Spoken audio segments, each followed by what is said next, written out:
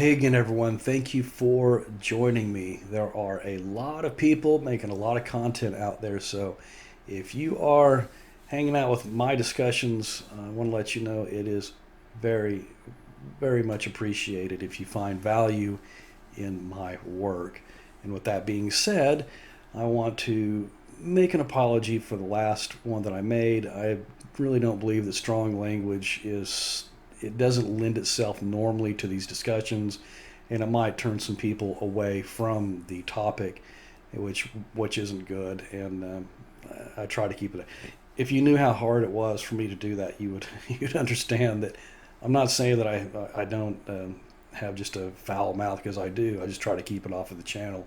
You should drive with me sometime in North Texas, and you could just see how that is. So anyway, nobody is perfect. So anyhow, I have a couple of things that I want to discuss with you. I have tried to run the gamut on pretty much all of the aspects of what it's like to be influenced or abused by someone with NPD, the narcissistic personality disorder, or more generally those who exhibit cluster B personality disorders, what it's like to be around those folks. And that's kind of, no, not kind of, that is what the topic of all of my discussions have been, with the exception of a few things. The topic at hand today it's something that if you go back to some of the content that I made, some of the videos I've made earlier, I told you that I wasn't really sure about the concept or the term empathy, or to be an empath. And I've thought a lot about this. I see that it's discussed a lot, and that people who are abused by the narcopaths tend to identify with this idea of being an empath. And I'm not exactly 100% sure if everyone that is feeling maybe some negative emotions, or feeling a little bit jicky around a narcissist, if it's always empathy. Sometimes we just don't like being criticized by someone. That doesn't necessarily mean that you are empathizing with the person that you're talking to. These are natural responses. However, there is a true empathy where people are too open with those around them, and if they pick up on it, they not if the empath does pick up on the negativity of the narcopath or the people around them, and they tend to internalize this. So my solution to this is we need to find a way to shield ourselves from this empathy. It's not always a good thing. It's not a good thing to always have others' best interest at heart. And the reason why I say this is they don't have your best interest at heart. And they're going to use this empathy against you. They know what they're doing. I'm convinced that some of them know what they're doing when they're doing it. Others are so oblivious to their state of mind and being, they have no idea. But either way, being an empath can be dangerous to you. So we need to find ways to shut off being an empath. Typically, in a normally functioning society, being an empath is a good thing. It helps you understand what other people are going through. It helps people to behave in a higher trust society. We do unto others as we would have them do unto us. And that's the golden rule, no matter where it comes from. It's a great rule to live by, except when you are in this kind of society that we're in today. It's becoming polluted and worse every day. I've talked about the influencers that are influencing the NPDs and the narcopaths, and just your plain selfish assholes that are out there, and people are using this against them. And some of us are picking this stuff up, and you're getting slimed and smeared every time that you walk out of your house. This is why I don't leave my home. Just kidding, I do leave my home. But we need to find ways to, first of all, being an empath is generally seen as a positive quality. And I'm going to tell you right now, I don't think just blanket forgiveness is not a positive quality. I don't think that being an empath is necessarily a positive quality, because what does it actually do? what does it lend to the situation if this person that you're dealing with is out of control or overheated, angry, whatever, sad, corrupt? What's it going to do if you're feeling their emotions, except for one thing, and that's to warn you about them? How can you, what's it doing? I think that it's not always serving a top priority purpose for you to pay. So, on that note, what brought me to this, I'm always use personal experiences with what I bring to you, and I try to come to you with something to say. I don't want to just come here hear myself talk unless I have something to tell you. I try to keep it at a minimum and keep the videos and content short so that I get to the point. So the point is, I have a story for you, two stories. And I should have learned the first time many, many years ago, and this does relate to being an empath. Many years ago, and I'm not 100% sure that I am one, but let's just, for the sake of argument today, for the sake of the conversation, that I am empathetic. Okay, so many years ago, there was a lady that had a whole bunch of cats, maybe 20 of them or maybe more, and they were feral. They were young kittens, and they were running everywhere. And I felt sorry for this group of animals, that they weren't being fed, and it looked like a miserable place. So I thought I would do my one good deed, and I would pick up one of these cats and take it home and make it my own. And if you've ever picked a feral cat up off of the street and you try to take it home and make it behave like a house cat, I'm going to tell you it's impossible. You can't do it. So the cat would constantly get up on the counters, and it would root through things. It would tear things up, constantly getting into the trash. No matter if I'd put cat food out for this animal, it wouldn't behave like a normal house cat. It wasn't bred that way. They were too old, and they were set in their ways. And so I made the mistake of bringing this cat in, and it terrorized us for a couple of weeks until I finally had to make other arrangements to have someone else take the cat. It just wouldn't behave.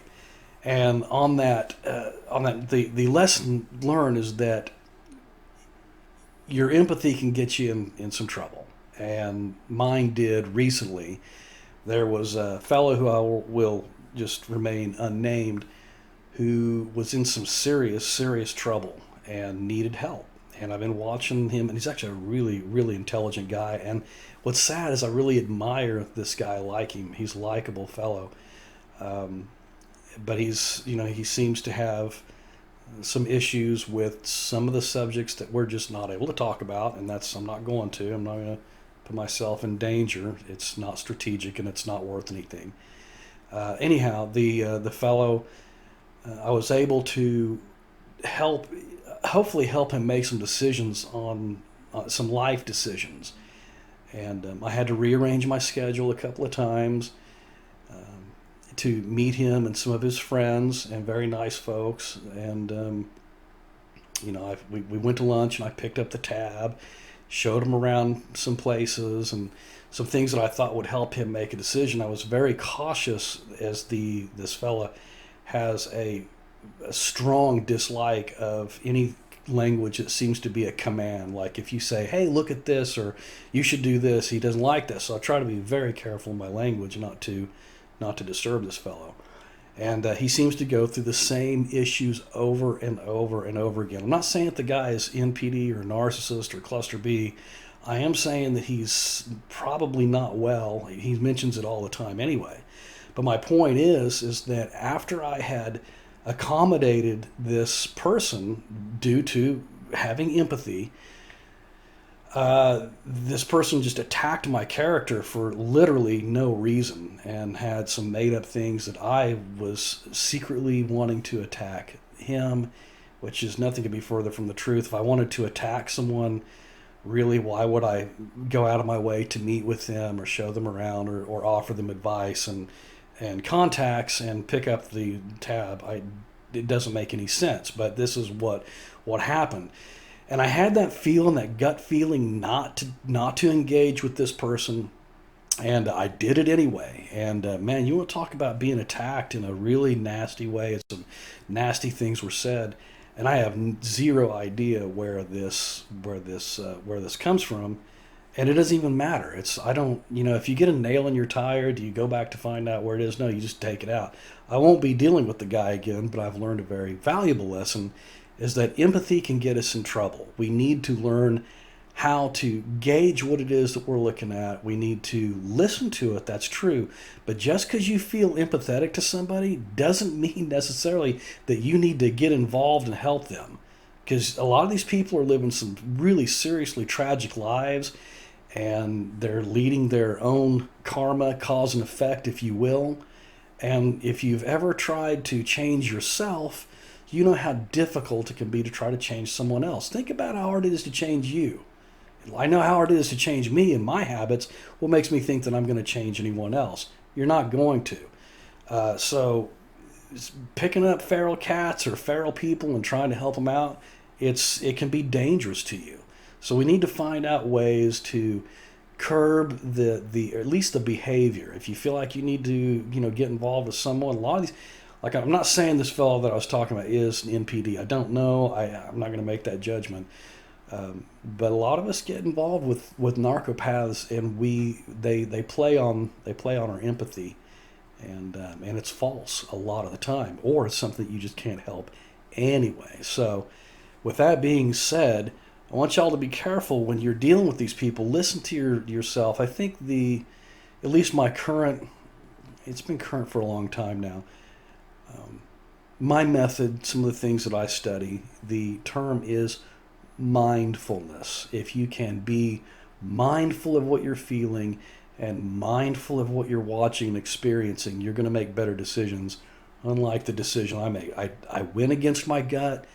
I knew I shouldn't have done it. I was like, this could be dangerous for me, and it still could be.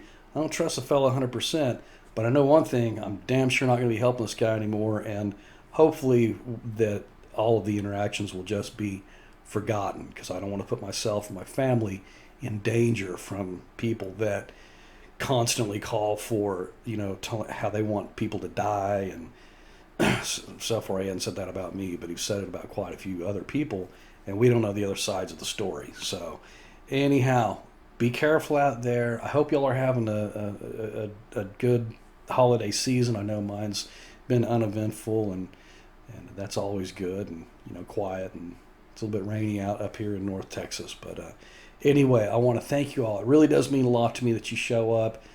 I can't thank you enough. Since you're still showing up, I'll still make some videos for you. And I've made a lot of friends.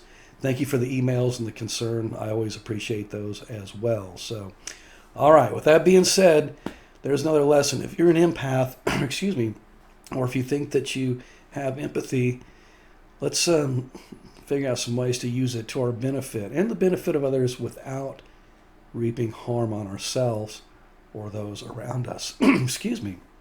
Okay, so anyway, all right, I'm going to sign off. Thanks again, and I hope to see you all again real soon. Thanks.